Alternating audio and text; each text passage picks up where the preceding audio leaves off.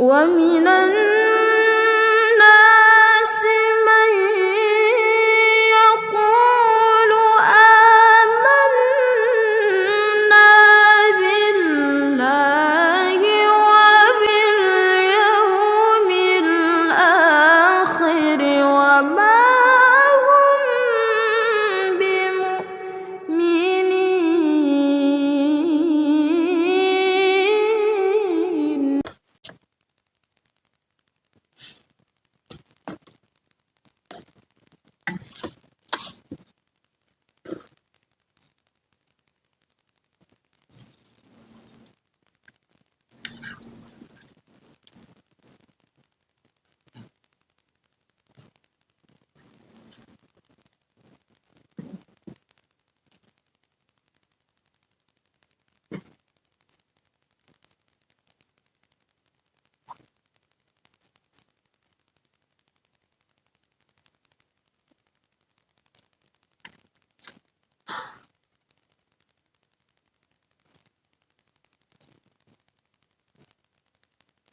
Assalamualaikum warahmatullahi wabarakatuh.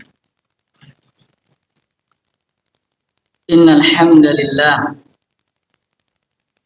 nahmaduhu wa nasta'inuhu wa nastaghfiruh wa na'udzu billahi min syururi anfusina wa min sayyiati a'malina. Man yahdihillahu fala mudilla lahu wa man yudlil fala hadiya lahu. Wa ashhadu an la ilaha illallah wahdahu la syarika lahu wa ashhadu anna Muhammadan abduhu wa rasuluh. Ya ayyuhalladzina amanu taqullaha haqqa tuqatih wa la tamutunna illa wa antum muslimun. Ya ayyuhan nasu taqu rabbakum alladzi khalaqakum min nafsin wahidah wa khalaqa minha zawjaha wa batha minhuma rijalan katsiran wa nisaa'a. Wattaqullaha alladzi tasaaluna bihi wal arham. Innallaha kana 'alaikum raqiba. Ya ayyuhalladzina amanu taqullaha wa qulu qawlan sadida yuslih lakum a'malakum wa yaghfir lakum dhunubakum. Wa man yuti'illaha wa rasulahu faqad faza fawzan 'azima. Amma ba'd, fa inna asdaqal hadits kitabullah wa khairal huda huda Muhammadin sallallahu alaihi wasallam wa syarrul umuri muhdatsatuha wa kullu muhdatsatin bid'ah wa kullu bid'atin dhalalah wa kullu dhalalatin finnar. Ma'asyiral muslimin rahimani wa rahimakumullah. Alhamdulillah, segala puji bagi Rabbuna Allah subhanahu wa ta'ala yang telah mempertemukan kita kembali di salah satu rumahnya dalam rangka ibadah yang mulia, yaitu salat maghrib berjamaah. Dan kita lanjutkan dengan thalabul ilmi, menuntut ilmu agama. Semoga amalan kita ini, semoga Allah subhanahu wa ta'ala menjadikan amalan kita ini sebagai pemberat timbangan amal kebaikan kita di hari kiamat kelak. Ma'asyiral muslimin rahimani wa rahimakumullah. Kita lanjutkan lagi pelajaran kita dari kitab Al-Aqidatus Sahihah wa ma yudadduha wa yaliha nawaqidul Islam. Aqidah sahihah, yakni akidah yang benar, dan hal-hal yang bertentangan, berlawanan dengan akidah yang benar. Dan juga ada pembahasan tentang pembatal keislaman yang disampaikan oleh Fadilatul Syekh Al-Allamah Abdul Aziz Ibnu Abdullah Ibni Baz rahimahullah rahmatan wasi'ah. Pada pertemuan yang lalu kita sudah membahas salah satu poin dari rukun iman yang pertama, yaitu al-iman billah, yang dimana ilmu ini merupakan ilmu yang paling wajib untuk dipelajari oleh seorang hamba.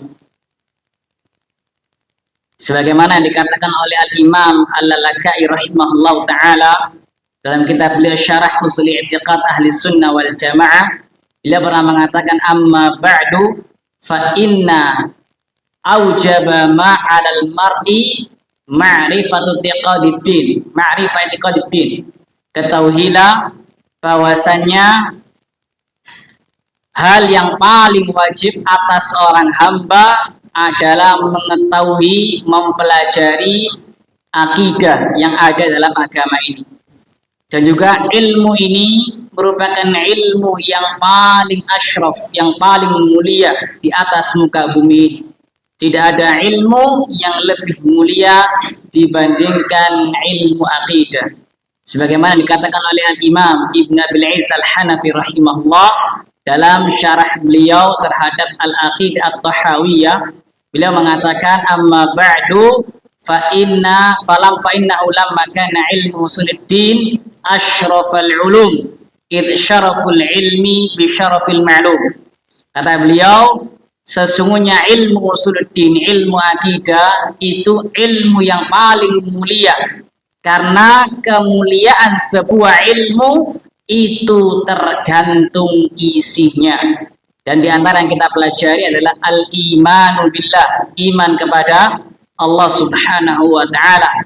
Allah adalah Rabbul Alamin, dan Allah adalah zat yang paling mulia as-samad. Oleh karena itu ilmu mengenai al-iman billah merupakan ilmu yang paling mulia di atas muka bumi ini. Ma'asyiral muslimin rahimani wa rahimakumullah. Pada pertemuan yang lalu kita sudah singgung salah satu poin dari poin-poin atau cara kita mengimani Allah subhanahu wa ta'ala dengan keimanan yang benar. Mungkin dalam rangka murajaah, min babil murajaah, karena ilmu harus dimurajaah, mungkin ada yang bisa menyebutkan bagaimana cara kita beriman kepada Allah subhanahu wa ta'ala. Anda bisa menyebutkan bagaimana cara kita beriman kepada Rabb kita Allah subhanahu wa ta'ala. Ada yang bisa jawab? Atau tawaduk semua ini? InsyaAllah. Jadi kita ulangi lagi. Cara kita beriman kepada Allah subhanahu wa ta'ala itu ada 4. Ya. Yang pertama, mengimani keberadaan Allah subhanahu wa ta'ala. Al-iman biwujudillahi ta'ala. Beriman kepada keberadaan Allah. Allah itu ada. Ini yang pertama. Yang kedua, al-iman birububiyah. Al-iman birububiyatihi ta'ala. Mengimani rububiyah Allah subhanahu wa ta'ala. Maksudnya adalah bahwasannya Allah subhanahu wa ta'ala adalah satu-satunya zat yang maha menciptakan, memberi rezeki, menguasai alam semesta, menghidupkan, mematikan, mengatur alam semesta. Kemudian yang ketiga, al-iman bi uluhiyatillah ta'ala, mengimani uluhiyah Allah. Maksudnya adalah kita menyerahkan, mempersembahkan semua bentuk ibadah kita, mulai dari sholat, puasa, zakat, haji, umrah, birrul walidain, thalabul ilmi, sedekah kita, nazar kita, dzabah kita, sesembelihan kita, istighatsah kita, isti'anah kita, isti'adzah kita, tawakal kita, roja kita, rasa khauf, takut, rasa roja, harap, ini semua kita serahkan kepada Allah subhanahu wa ta'ala. Karena ibadah itu hak Allah, maka tidak boleh diselewengkan kepada selain Allah Subhanahu wa taala. Dan yang terakhir, yang keempat, al-iman bi asma'illahi ta'ala wa sifatihi. Mengimani nama-nama Allah Subhanahu wa taala dan sifat-sifatnya yang ada di dalam Al-Qur'anul Karim maupun dalam hadis yang sahih. Pada pertemuan yang lalu sudah kita bahas poin yang pertama, beriman dengan keberadaan Allah Subhanahu wa taala. Dan dalil-dalilnya ini banyak sekali. Baik dalil secara nakal yang ada di kitab-kitab Allah Subhanahu wa taala, Al-Qur'an dan seterusnya, maupun dalil secara akal sudah kita jelaskan, maupun dalil secara his, panca indera yang kita saksikan, yang kita dengar. Bahkan di antara dalil tentang keberadaan Allah Subhanahu wa taala adalah baqaul Quran bila tahrif wala tabdil. Kekalnya Al-Quran ini tanpa ada perubahan, tanpa ada penambahan, tanpa ada pengurangan. Ini menunjukkan bahwasannya Allah itu ada, karena Allah yang menjaga Al-Quran. Al-Fatihah kita yang kita baca itu sama dengan Al-Fatihah yang dibaca di Arab Saudi atau di Cina atau di Afrika, sama. Kok bisa sama? Karena yang menjaga Al-Quranul Karim adalah Allah Subhanahu wa ta'ala. Inna nahnu nazzalna dzikra wa inna lahu lahafidun. Sesungguhnya kamilah yang menurunkan adzikr, yaitu Al-Quran, dan kami pula yang akan menjaganya. Allah menjaga, ini bukti bahwasanya Allah itu ada. Demikian pula di antara dalil tentang keberadaan Allah adalah sesuai dengan fitrah. Fitrah yang lurus, baik dari manusianya atau bahkan seluruh makhluk, baik itu bahkan para hewan-hewan. Jika fitrah mereka lurus, mereka akan mengimani bahwasanya Allah itu ada. Demikian pula sudah kita singgung juga pertemuan yang lalu, ada satu pembahasan yang mirip dengan pembahasan iman kepada keberadaan Allah. Pembahasan apa itu? Pembahasan tentang sifat ulu, sifat ketinggian bagi Allah. Allah itu maha tinggi di atas seluruh makhluknya. Allah dengan zatnya berada tinggi di atas seluruh makhluknya. Nah, sifat ulu ini, ketinggian Allah Subhanahu wa ta'ala di atas seluruh makhluknya dengan zatnya, dalilnya juga sama. Dari an-naql Al-Quranul Karim dan juga hadis, demikian pula dari akal yang sehat, demikian pula juga dari fitrah dan juga dari ijma'. Di antara sebuah kisah yang mungkin anak ingin ceritakan lebih lanjut, ada seorang tokoh yang bernama Abul Ma'ali Al-Juwaini. Abul Ma'ali Al-Juwaini, dia pernah suatu saat berkata, ceramah di majelisnya. Dia mengatakan, kanallahu wala syai' wa huwal ana ala ma kana alaihi. Dahulu Allah Subhanahu wa ta'ala itu sudah ada dan selain Allah itu enggak ada. Wa huwal ana ala ma kana alaihi. Dan dia sekarang berada pada sesuatu yang dulu dia sudah berada di atasnya. Maksudnya dari ucapan ini, dia ingin mengingkari, ingin menolak sifat istiwa, sifat ketinggian Allah di atas arsy. Allah kabarkan dalam Al-Quranul Karim di 7 ayat bahwasanya Allah itu berada tinggi di atas arsy. Allah mengatakan Ar-Rahman 'alal 'arsy istawa. Ar-Rahman, zat yang maha pengasih, itu berada tinggi di atas arsy. Nah, sifat istiwa ini, ketinggian Allah di atas arsy, diingkari, ditolak oleh Abul Ma'ali Al-Juwaini. Maka muridnya yang bernama Abu Ja'far Al-Hamdani berkata kepada gurunya, da'na min dzikril arsy. Wahai guruku, kita sudah nggak usah membicarakan sifat istiwa. Karena sifat istiwa itu hanya bisa ditetapkan melalui dalil Al-Quran saja atau As-Sunnah, dalil nakal. Adapun akal nggak bisa kita menetapkan sifat istiwa Allah di atas arsy, karena sifat istiwa Allah di atas arsy ini berkaitan dengan kehendak Allah. Allah istiwa di atas arsy kapan? Ketika Allah berkehendak. Kapan Allah berkehendak? Ketika Allah telah menciptakan langit dan bumi selama 6 hari. Maka Allah tsumma stawa 'alal arsy. Kemudian Allah istiwa di atas arsy.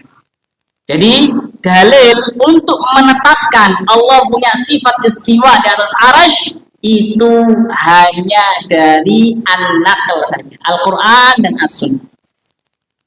Adapun dari akal nggak bisa, dari fitrah nggak bisa. Berbeda dengan sifat ulu, sifat ketinggian bagi Allah. Allah tinggi di atas seluruh makhluk-makhluknya dengan zatnya. Nah, sifat ini bisa ditetapkan melalui nakal Al-Quran Sunnah, demikian pula akal, demikian pula fitrah. Jelas ya perbedaannya ya. Jadi kalau sifat ulu ini bisa ditetapkan melalui nakal, demikian pula akal, demikian pula fitrah. Adapun sifat istiwa ini hanya bisa ditetapkan melalui nakal saja. Al-Quran dan As-Sunnah titik. Kenapa? Karena ini berkaitan dengan kehendak Allah. Kita nggak tahu kapan Allah berkehendak untuk istiwa dan arsy, melainkan melalui apa? Al-Quran dan As-Sunnah. Jelas ya? Makanya muridnya Abu Ja'far Al-Hamdani mengatakan da'na min dzikril arsy.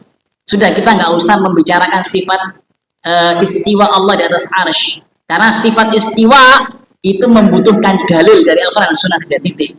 Gak bisa kita pakai menetapkan sifat istiwa pakai akal, nggak bisa. Pakai fitrah nggak bisa. Aili anna utsabata bis-sama'. Karena sifat istiwa Allah dan arsy itu bisa ditetapkan melalui Al-Quran dan As-Sunnah saja. Tidak bisa ditetapkan melalui akal. Tidak bisa ditetapkan melalui fitrah. Maka muridnya mengatakan wa akhbirna an hadhihi ad-darurati allati najiduha fi qulubina ma qala 'arifun qad ya Allah illa wajada min qalbihi daruratan bi talabil 'ulu la yaltafitu yamnatan wala yasratan fa kaifa nadfa'u hadhihi ad-darurata min qulubina. Maka muridnya mengatakan kepada gurunya Abul Ma'ali Al-Juwaini, baik guruku, kita nggak usah membahas sifat istiwa. Karena sifat istiwa hanya bisa ditetapkan melalui an-naql as-sam' Al-Quran dan As-Sunnah titik. Nggak bisa ditetapkan melalui akal, nggak bisa. Demikian fitrah juga nggak bisa. Tapi sekarang kabarkan kepadaku, bagaimana cara menghilangkan fitrahku yang aku dapatkan dalam hatiku, demikian pula yang juga didapatkan oleh seluruh manusia, seluruh makhluk. Apa fitrah ini? Ketika seseorang berdoa kepada Allah, ya Allah, antum ketika berdoa kepada Allah, ya Allah, ya Razzaq, ya Alim, ya Hayyu, ya Qayyum, hati antum menghadap kemana? Kemana? Ke atas atau ke depan atau ke kanan, ke kiri, ke belakang, ke bawah?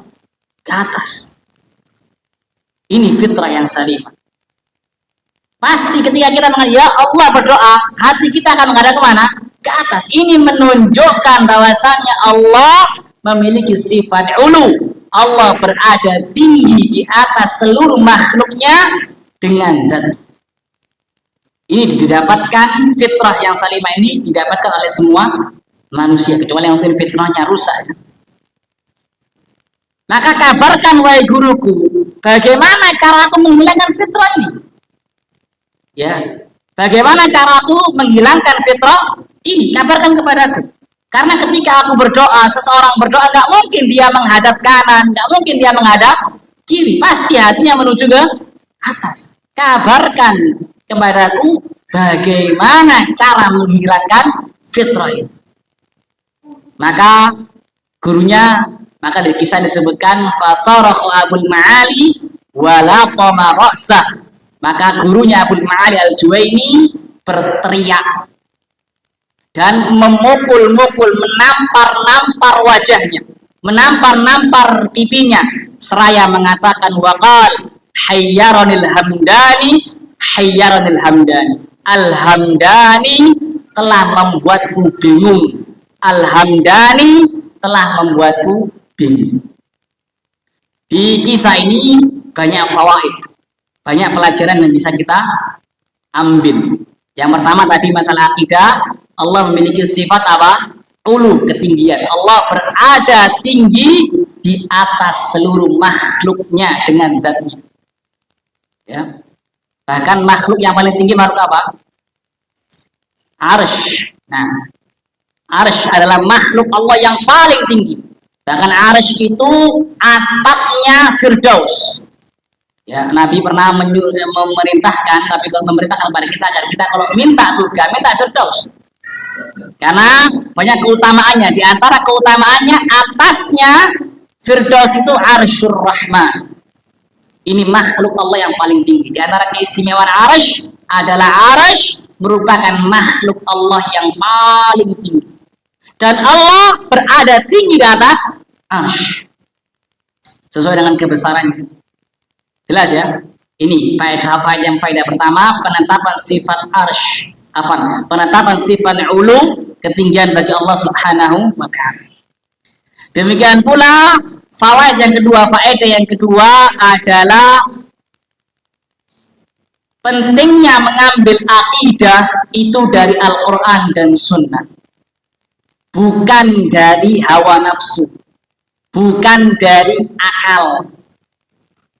Kenapa? Kalau kita mengambil akidah kita melalui akal-akalan kita, bukan dari Al-Quran, bukan dari As-Sunnah, maka kita akan mendapatkan kebingungan. Bingung kita.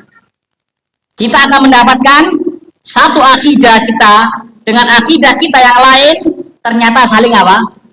Bertabrakan. Seperti yang dialami oleh Abul Ma'ali Al-Juwaini. Dia ingin mengingkari Allah istiwa di atas arsy melalui akalnya dia, perasaannya dia. Tapi ternyata fitrahnya ya mengimani bahwasannya Allah memiliki sifat apa? Ulu, ketinggian. Bahkan orang-orang juga yang mengingkari sifat ketinggian bagi Allah, ketika dia menyebut nama Allah, dia akan menunjuk tangannya ke atas. Ini fitrah. Tapi kalau kita mengambil akidah dari akal waliyadzubillah, maka antara akidah kita yang satu dengan yang lainnya saling apa? Kontradiksi, saling bertabrakan. Bingung kita. Berbeda kalau kita mengambil akidah kita, mengambil agama kita dari Al-Qur'anul Karim, dari Kitabullah, yang dimana Al-Qur'anul Karim adalah ucapan yang paling jujur, yang paling benar. Allah mengatakan, "Wa man asdaqu minallahi haditsa." Wa man asdaqu minallahi qila. Siapakah yang ucapannya lebih jujur, lebih benar dibandingkan Allah Subhanahu wa taala? Allah juga mengatakan, "Qul a'antum a'lamu amillah." Katakan Muhammad, apakah kalian lebih tahu, lebih ngerti dibandingkan Allah Subhanahu wa taala? Demikian pula kalau kita mengambil agama kita, khususnya mengambil akidah kita dari hadis Nabi SAW, maka kita nggak mungkin mendapatkan kontradiksi, pertentangan, perselisihan di antara akidah kita. Karena Allah mengatakan apa? Afala yatadabbarul Al-Quran. Tidakkah mereka mentadabburi Al-Quran?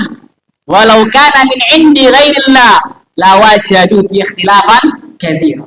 Kalau seandainya Al-Quran itu datang dari selain Allah, kalau seandainya Al-Quran datang dari akal-akalnya manusia, maka niscaya mereka akan mendapatkan perselisihan yang banyak. Tapi karena Al-Quranul Karim itu datang dari Allah Subhanahu wa ta'ala, Al-Quranul Karim kalamullah, bukan makhluk, maka tidak mungkin ada ayat yang bertentangan dengan ayat yang lain. Demikian pula hadis Nabi SAW itu wahyu dari Allah. Nabi nggak mungkin berbicara dengan hawa nafsunya. Yang beliau ucapkan adalah wahyu. Wa ma yantiqu 'anil hawa in huwa illa wahyu. Tidaklah Muhammad itu SAW berbicara dengan hawa nafsunya, melainkan yang beliau ucapkan itu wahyu yang Allah wahyu. Jadi tidak mungkin ada ayat yang bertentangan dengan ayat yang lain, atau ada ayat yang bertentangan dengan hadis yang sahih, atau ada hadis yang sahih bertentangan dengan hadis yang mungkin. Karena datangnya dari mana? Allah Subhanahu wa taala. Jelas ya, ini faedah yang kedua. Pentingnya mengambil agama khususnya akidah dari Al-Qur'an dan As-Sunnah sesuai dengan pemahaman para salaf, as-sahabah, kemudian at-tabi'in dan juga tabi'ut tabi'in. Kemudian faedah yang ketiga adalah larangan dari berbuat taklid buta. Larangan dari berbuat apa? Taklid buta. Seseorang tidak boleh taklid buta, entah kepada nenek moyangnya atau kepada gurunya, tidak boleh. Tapi yang harus dia jadikan timbangan, yang dia jadikan barometer ukuran adalah Al-Quran dan juga As-Sunnah ala fahmi salaf. Jadi ini timbangannya dia. Timbangannya dia Al-Quran, As-Sunnah sesuai dengan pemahaman para salaf.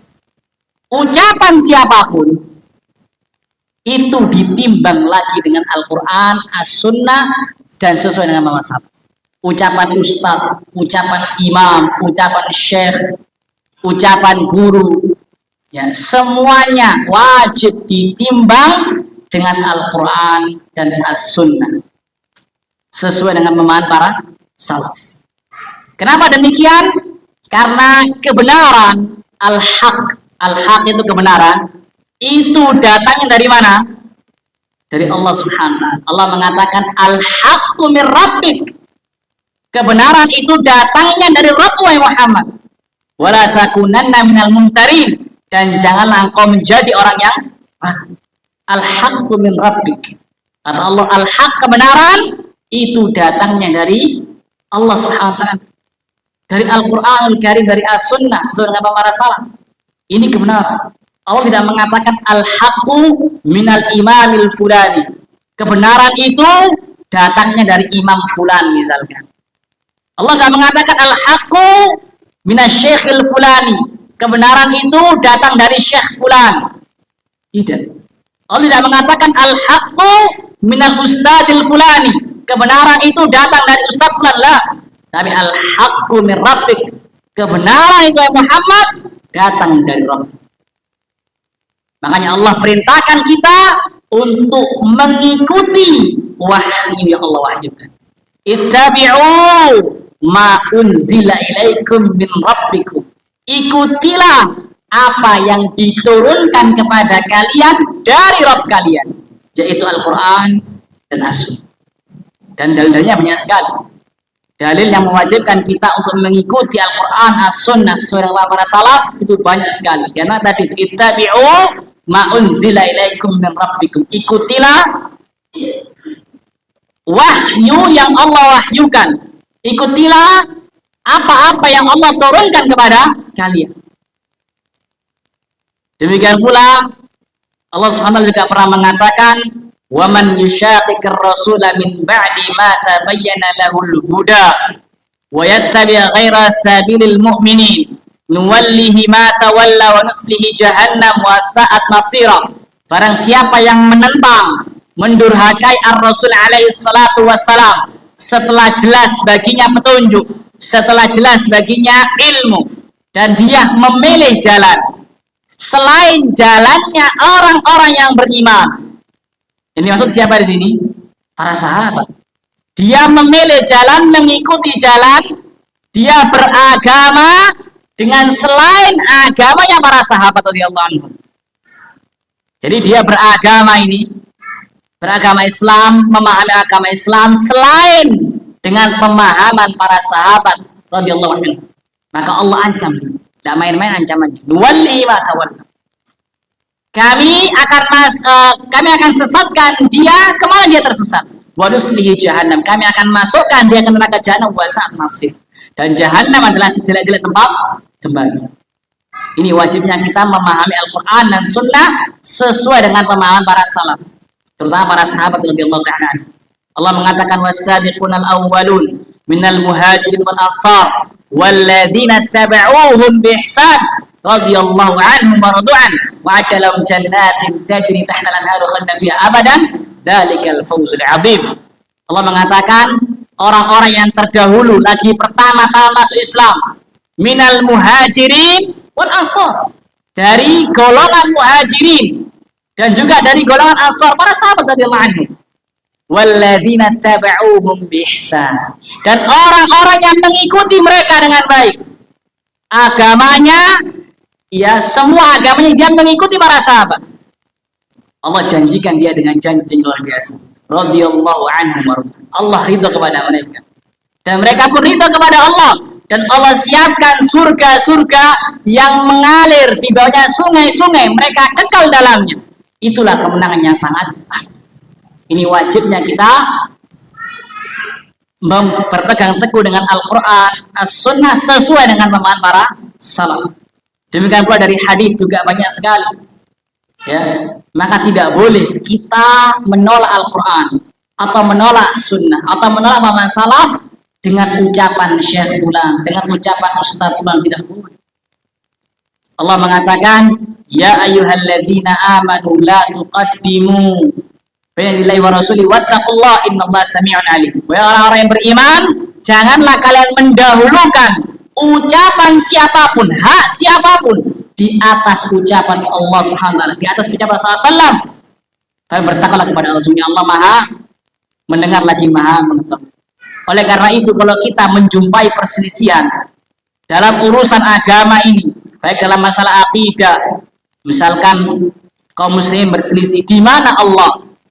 Ada yang mengatakan Allah tinggi di atas arsy-Nya, ada yang mengatakan enggak, Allah berada di mana-mana, dan seterusnya. Maka kita kembali kepada Al-Quran dan Sunnah sesuai dengan pemahaman para salaf. Nah, kita dapatkan ternyata Allah Subhanahu wa taala tinggi di atas arsy-Nya. Allah mengatakan Ar-Rahman ar-Arsy istawa. Ar-Rahman berada tinggi di atas arsy. Allah mengatakan fa in tanaza'tum fi syai'in farudduhu ila Allah war rasul in kuntum tu'minuna billahi wal yawmil akhir. Dzalika khairun wa ahsanu ta'wila. Apabila kalian berselisih dalam masalah agama, maka kembalikan kepada Allah, yaitu kembalikan kepada Al-Quran. Merujuklah kepada Al-Quran dan merujuklah kepada As-Sunnah, Al-Hadis. Jika kalian benar-benar beriman kepada Allah dan hari akhir. Jadi rujuk, senantiasa rujuk kepada Al-Quran, senantiasa rujuk kepada Sunnah, itu merupakan ciri orang-orang yang benar-benar beriman kepada Allah dan hari akhir. Dia bukan rujuk kepada ustaz, bukan rujuk kepada syekh, bukan, tapi rujuknya kepada Al-Quran dan Sunnah sesuai dengan pemahaman para salaf. Allah tidak mengatakan ini fa in tanaza'tum fi syai'in farudduhu ilal imamil fulan, kembalikan kepada imam fulan, enggak. Tapi kembalikan kepada Allah, kembalikan kepada Rasulullah SAW, Al-Quran, Sunnah.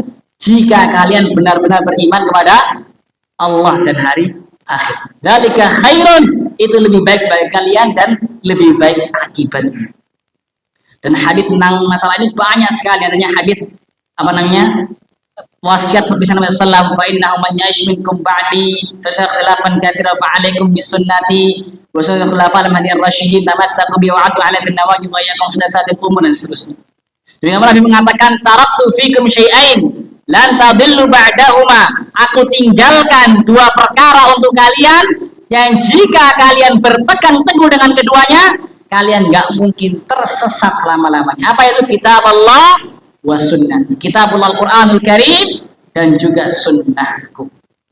Ini manhaj.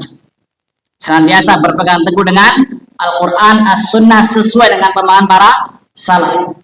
Senantiasa merujuk kepada Al-Quran, Sunnah sesuai dengan pemahaman para salaf. Dan tidak mendahulukan ucapan siapapun di atas ucapan Allah, di atas ucapan Ar-Rasul SAW. Siapapun itu. Bahkan Abdullah bin Abbas radhiyallahu ta'ala anhuma pernah didatangi oleh seorang laki-laki. Orang laki-laki tadi tanya kepada Abdullah bin Abbas radhiyallahu ta'ala anhuma tentang sebuah permasalahan agama. Maka Abdullah bin Abbas radhiyallahu taala anhuma menjawab pertanyaannya dengan hadis Nabi SAW. Jawabnya pakai apa? Hadis, bukan pakai akal-akalan, pakai hadis, harus dengan ilmu. Ketika dijawab pakai hadis, maka orang tadi mengatakan qala Abu Bakar wa Umar. Loh, tapi Abu Bakar dan Umar tidak mengatakan demikian. Justru Abu Bakar dan Umar mengatakan B misalnya. Misalnya B. Nabi mengatakan A, tapi Abu Bakar Umar mengatakan B. Jadi ucapan Nabi tadi, hadis Nabi sama orang tadi ini ditentang, dibantah, ditolak dengan ucapannya Abu Bakar dan Umar. Maka Abdullah bin Abbas mengatakan apa? Yushiku antanzila alaikum hijara minas sama. Hampir-hampir kalian ini dihujani batu. Hampir-hampir kalian diadab oleh Allah dengan hujan batu. Apa sebabnya? Aku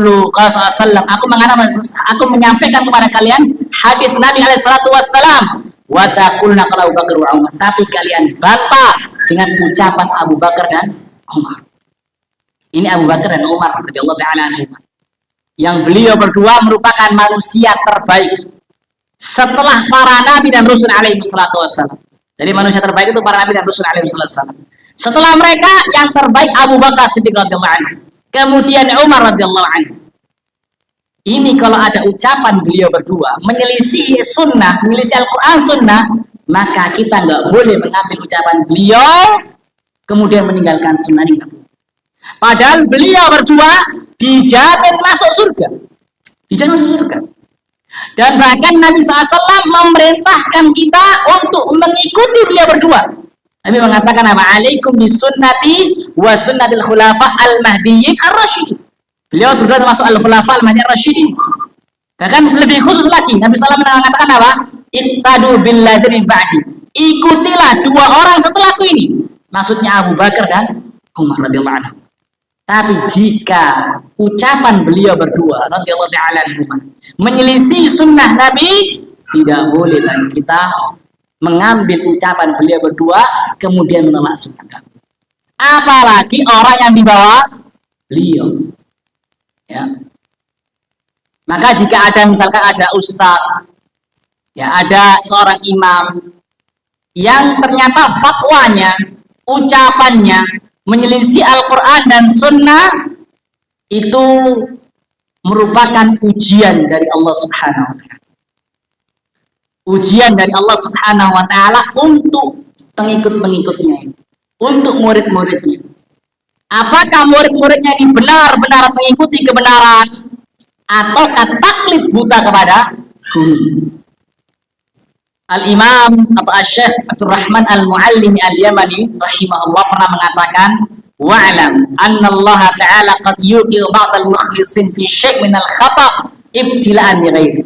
Ketahuilah sesungguhnya Allah Subhanahu wa taala bisa jadi menggelincirkan sebagian orang-orang yang ikhlas, sebagian para ulama al-mujtahidin, Allah gelincirkan dia kepada kesalahan. Fatwanya salah ternyata. Nggak sesuai dengan Al-Quran, nggak sesuai dengan Sunnah. Tujuannya apa? Hikmahnya apa? Ibtila'an li ghairi, untuk menguji orang selain, untuk menguji para pengikutnya, untuk menguji para fansnya, untuk menguji para murid-muridnya ini. Apa ujiannya? Ayat tabi'unal haqqa wa yada'una qawla. Apakah fans-fansnya ini, pengikut-pengikutnya ini, murid-muridnya ini benar-benar mengikuti kebenaran Al-Quran dan Sunnah sehingga dia meninggalkan ucapan gurunya, am yaghtarruna bi fadlihi wa jalalati, ataukah mereka ini murid-muridnya, fan-fannya tertipu, terpedaya, terpesona dengan kemuliaan, dengan keutamaan, dengan keagungan gurunya. Udah mungkin salah guru anak, pasti benar guru anak. Yang salah ini as-sunnah wal yadzubillah. Tidak mungkin salah guru. Alhamdulillah. Dites sama Allah, diuji. Apakah dia benar-benar mengikuti Al-Quran, Sunnah, ataukah dia mengikuti gurunya? Taklid buta kepada gurunya. Kalau gurunya tadi memang ahli ijtihad, yang memang dia sudah sampai derajat ijtihad, wa huwa ma'dzur bal ma'jur ijtihadi wa qasdil khair wa adami taksiri. Kalau gurunya itu berfatwa, yang gurunya ahli ijtihad itu ya, berfatwa kemudian salah, maka ma'dzur, Allah maafkan. Dia mendapatkan udzur, bahkan Allah berikan dia satu pahala karena ijtihadnya dia. Karena kalau seorang ulama yang ahli ijtihad berfatwa kemudian salah fatwanya, maka dia mendapatkan satu pahala karena ijtihadnya. Kalau benar, mendapatkan dua pahala. Pahala ijtihadnya dan pahala kebenaran. Kalau gurunya Allah berikan udzur. Tapi murid-muridnya ini, walakinna man ittaba'ahu mughtarran bi'azamati bidun iltifatin ila al-hujjat al-haqiqiyyah min kitabillah ta'ala sallallahu alaihi wasallam fala yakunu ma'dzuran. Bal huwa ala khatarin 'adzim. Tapi kalau murid-muridnya, fans-fansnya, pengikut-pengikutnya taklid buta begitu saja kepada gurunya, tanpa menoleh kepada Al-Quran Al-Karim, tanpa menoleh kepada sunnah Nabi SAW, waliyadzubillah, maka dia tidak menjadi orang yang ma'dzur. Dia tidak mendapatkan apa? Udzur. Bal huwa ala khatarin 'adzim, maka justru dia apa? Dalam bahaya yang sangat besar. Waliyadzubillah. Dan taklid buta, taklidul a'ma itu merupakan perkara-perkara jahiliyah. Perkara-perkara apa? Jahiliyah. Disebutkan oleh Al-Imam Muhammad bin Abdullah rahimahullah dalam kitab beliau Masalah Jahiliyah. Beliau mengatakan inna dinahum mabniyun ala usulin a'dhamaha at-taqlid atau a'dhamuha at-taqlid. Fahuwal qa'idah al-kubra li jamil kufar. Kata Syekh Muhammad rahimahullah, sesungguhnya agama mereka, agama kufar jahiliyah, itu dibangun di atas pondasi-pondasi, di atas usul-usul, di atas kaidah-kaidah. Di antara kaidah atau usul yang paling besar adalah at-taqlid, taklid buta. Meninggalkan Al-Quran Sunnah demi ucapan apa? Gurunya misalkan, demi ucapan nenek moyang waliyadzubillah. Fahuwal qaidatul kubra li jamil kufar, ini sebuah kaidah yang sangat besar untuk semua orang kafir, awwali wa akhirin, dari yang pertama sampai yang terakhir. Di antara yang Allah firmankan adalah Allah mengatakan wa idza qila lahum ittabi'u ma anzalallah, apabila dikatakan, diseru kepada mereka, ikutilah apa yang Allah turunkan, ikutilah Al-Quran, maka orang-orang kafir itu mengatakan qalu, mereka mengatakan bal nattabi'u ma wajadna ali aba'ana, kami maunya mengikuti nenek moyang kami, kami maunya mengikuti ustadz kami nggak mau ikuti apa yang Allah turunkan. Alhamdulillah. Awalau kana syaitan yad'uhum ila adabis sa'id, apakah mereka tetap mengikuti nenek moyang mereka, padahal syaitan mengajak mereka kepada adab yang as-sa'ir, adabis sa'id. Ini apa namanya? Taklid buta. Itu merupakan kaedahnya, usulnya, agamanya kufar jahili. Termasuk perkara jahili. Dan taklid buta juga ini diperingatkan oleh 4 imam madhab. Abu Hanifah, Imam Malik, Imam Syafi'i, dan Imam Ahmad rahimahullah. Mereka semuanya 4-4-nya ini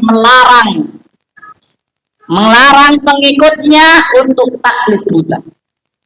Saya bawakan ucapan masing-masing dari mereka. Di antaranya ucapan Abu Hanifah rahimahullah. Beliau pernah mengatakan la yahillu li ahadin an ya'khudha biqaulina ma lam ya'lam min aina akhadnahu. Tidak halal alias haram bagi siapapun yang mengambil ucapanku, yang mengambil pendapatku tanpa mengetahui dari mana aku mengambil pendapatku. Nggak boleh bagi seorang pun untuk mengambil pendapatku padahal dia nggak tahu dari mana aku membangun pendapatku ini. Apakah aku membangun dari Al-Quran Sunnah atau membangun dari diriku sendiri? Ini beliau nggak mengizinkan. Jadi kalau antum mau mengambil pendapatnya Abu Hanifah, antum lihat dulu, timbang dulu apakah ucapan beliau ini sesuai dengan Al-Quran dan Sunnah atau tidak. Kalau antum ambil tanpa antum tahu ini, maka beliau tidak menghalalkan, beliau nggak ridho. Demikian pula ucapan Imam Malik. rahimahullah taala, beliau pernah mengatakan, innama ana basyarun ukhti wa usib. Aku ini hanyalah manusia biasa. Aku bisa salah dan juga aku bisa benar. Kullu bani adama khata'. Fanzuru fi ra'yi, timbang lagi pendapat-pendapatku, timbang lagi ucapan-ucapanku. Fa kullu ma wafaqal kitab was sunnah fakhudhu. Kalau ada ucapanku yang sesuai dengan Alkitab dan As-Sunnah, maka ambil, tidak ada masalah. Wa kullu ma lam yuwafiqil kitab was sunnah fatruku. Tapi jika pendapatku, jika ucapanku, jika fatwaku tidak sesuai dengan Al-Qur'an dan Sunnah, maka tinggal, buang ucapan. Ini Imam Malik rahimahullah. Demikian pula Imam Syafi'i rahimahullah. Beliau pernah mengatakan, Imam Syafi'i rahimahullah pernah mengatakan, idza wajadtum fi kitabi khilafa sunnati sallam faqul bi sallam wa da'u ma qultu. Jika kalian membaca kitabku, kemudian kalian mendapatkan ada pendapatku, ada ucapanku yang menyelisih sunnah Nabi alaihi salatu wassalam, maka ambillah sunnah tersebut dan tinggalkan ucapan. Imam Syafi'i rahimahullah melarang kaumnya atau melarang pengikutnya dari taklid. Demikian pula terakhir Imam Ahmad rahimahullah, beliau pernah mengatakan, la tuqallidni wa la tuqallid Malikan wa la Syafi'iyya wal Auza'iyya wa la Thawriyya wa khudh min haitsu akhadhu. Janganlah kalian taklid kepadaku dan janganlah kalian taklid kepada Imam Malik, jangan taklid pula kepada Imam Syafi'i, jangan taklid pula kepada Imam Auza'i, jangan taklid pula kepada Imam Sufyan Ats-Tsauri, akan tapi ambillah agama dari mana mereka mengambil. Mereka mengambil dari mana? Dari Al-Quran, Sunnah sesuai dengan pemahaman para salaf. Ini 4 imam madhab melarang pengikut-pengikutnya dari taklid. Yang demikian ini karena hak Allah subhanahu wa ta'ala itu lebih besar dibandingkan haknya para imam. Kita menghormati mereka. Jika ada ulama ahli ijtihad yang berfatwa kemudian salah, kita hormati mereka. Karena mereka ulama, kita hormati, tapi kita nggak boleh taklid mengambil ucapan mereka. Tetap kita mengikuti Al-Quran, As-Sunnah sesuai dengan pemahaman para salaf. Apalagi di hari-hari seperti ini, ya banyak fitnah, luar biasa fitnah. Maka janganlah kita berbicara, bersikap hanya karena taklid kepada guru-guru kita, atau berbicara dan bersikap sesuai dengan hawa nafsu kita, waliyadzubillah. Tidak boleh, karena hawa nafsu itu bisa menyesatkan kita. Kurang berapa menit ini? Sudah ada? Belum? Masih belum? Kurang 4 menit. Baik. Terutama di masa-masa fitnah seperti ini, jangan sampai kita berbicara atau bersikap hanya bermodalkan taklid. Karena sudah Anda sampaikan tadi tentang bahaya taklid. Bahkan taklid termasuk masail al-jahiliyah. Demikian pula jangan berbicara dan jangan bersikap hanya bermodalkan hawa nafsu. Karena hawa nafsu itu bisa menyesatkan kita dari jalan Allah Subhanahu wa taala. Allah berfirman, "Ya Daud, inna ja'alnaka khalifatan fil ard."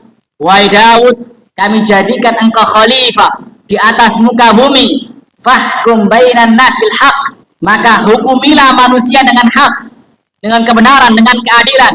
Wala tattabi'il hawa. Dan janganlah kau Daud mengikuti hawa nafsumu. Allah larang Nabi Daud alaihissalatu wassalam. Demikian pula juga berlaku untuk kita. Allah melarang kita untuk mengikuti hawa nafsu. Kenapa? Allah sebutkan alasannya. Fayudillaka 'an sabilillah. Karena jika engkau mengikuti hawa nafsumu tadi akan menyesatkanmu dari jalan Allah Subhanahu wa taala. Ya Allah mengatakan, innal ladzina yudilluna 'an sabilillah lahum 'adzabun syadidun bima nasu yaumal hisab. Sesungguhnya orang-orang yang menyesatkan manusia dari jalan Allah Subhanahu wa taala, maka dia akan mendapatkan azab Mereka akan mendapatkan adab yang sangat keras, yang sangat pedih, disebabkan mereka melupakan hari hisab.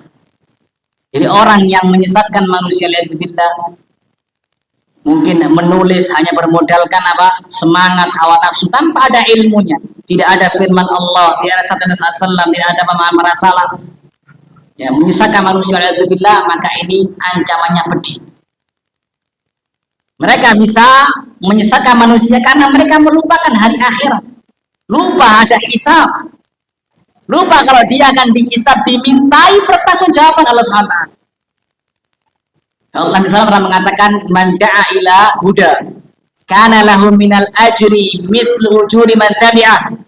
Barang siapa yang berdakwah, mengajak manusia kepada petunjuk, maka dia akan mendapatkan pahala seperti pahalanya orang-orang yang mengikuti dia. La yanqusu dzalika min ujurihim syai'a. Tidak mengurangi pahala mereka sama sekali. Wa man da'a ila dhalal. Barang siapa yang berdakwah kepada kesesatan, menyesatkan manusia, kana alaihi minal idham mithlu athami man tabi'ah. Dia akan mendapatkan dosa seperti dan sebanyak dosa orang yang mengikuti dia. Dia mendakwakan kesesatan, misalkan mendakwakan kesyirikan, misalkan, kemudian fulan ikut dia, Allah ikut dia, ternyata yang ikut 1000 misalkan, dia menanggung dosa 1000 orang tadi. Alhamdulillah. La yanqusu dzalika min athamihim syai'an. La yanqusu dzalika min athamihim syai'an. Tidak mengurangi dosa mereka sama sekali. Alhamdulillah. Maka hati-hati, jangan bersikap, jangan berbicara kecuali dengan ilmu. Apa itu ilmu? Ilmu adalah firman Allah Subhanahu wa taala dan juga sabda Nabi Muhammad SAW dan sesuai dengan para salaf. Sudah ada? Mungkin ada dulu, insyaallah kita lanjutkan setelah ada.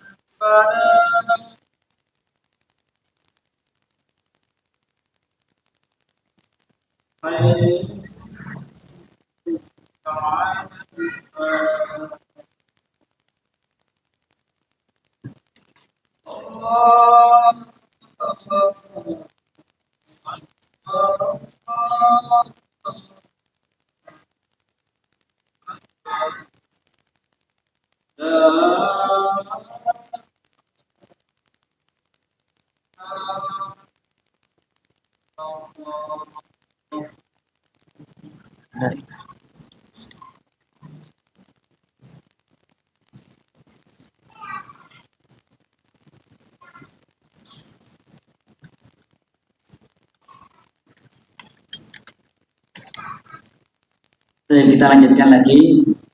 Jadi nasihat untuk anak pribadi kemudian untuk antum semuanya, yaitu agar jangan kita berbicara, jangan kita bersikap terutama dalam masa-masa fitnah seperti ini kecuali dengan ilmu, yaitu dengan firman Allah Subhanahu wa taala, dengan sunnah Nabi alaihi salatu wassalam, sesuai dengan pemahaman para salaf. Jangan hanya bermodalkan hawa nafsu, bila kan hawa nafsu bisa menyesatkan kita. Jangan hanya bermodalkan taklid buta tanpa menoleh kepada Al-Quranul Karim, tanpa menoleh kepada As-Sunnah, tanpa menoleh kepada pemahaman para salaf. Tidak boleh.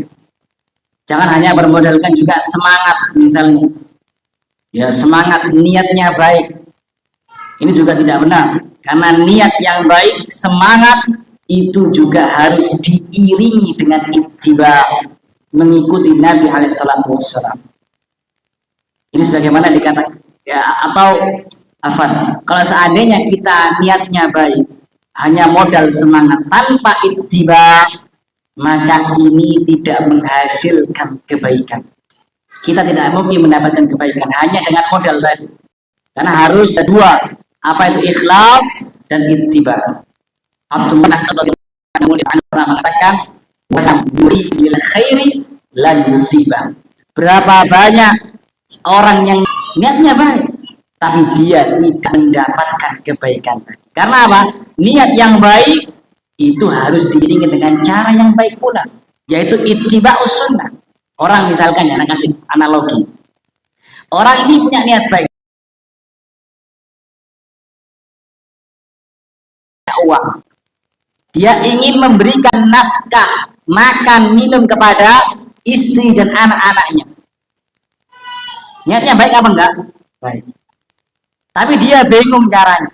Akhirnya dia mencuri. Apakah dibenarkan ini? Apakah dia mendapatkan kebaikan tadi? Enggak, mendapatkan dosa. Demikian pula dalam masalah agama. Niat baik saja, misalkan jihad, niatnya baik, anak ingin membela agama, niat baik. Tayyib, harus ada yang kedua, apa itu? Ittiba'us sunnah, mengikut kepada an-nabi SAW.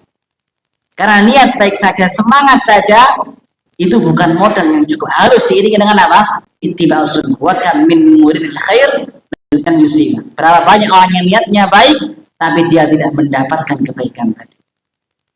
Dan juga anak nasihatkan pada anak pribadi dan antum semua, jangan tertipu dengan mayoritas.